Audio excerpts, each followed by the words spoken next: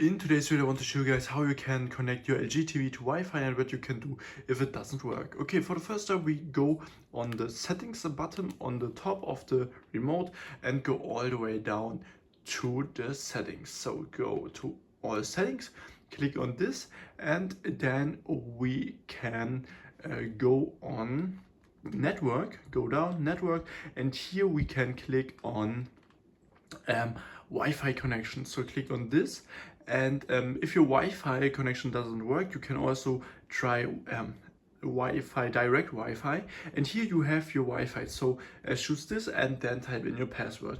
And if it doesn't work, you can also disable it when you click on it when you are connected with, and then you can enable it again after that, like wait 2 minutes or something.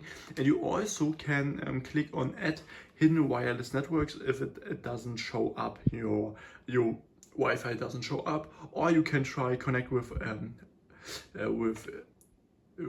WPS or PBC or WPS pin. Okay, and after that your problem should be fixed. If I could help you, please leave a like and subscribe. If not, write down in the comments, we'll find the solution, and then see you next time.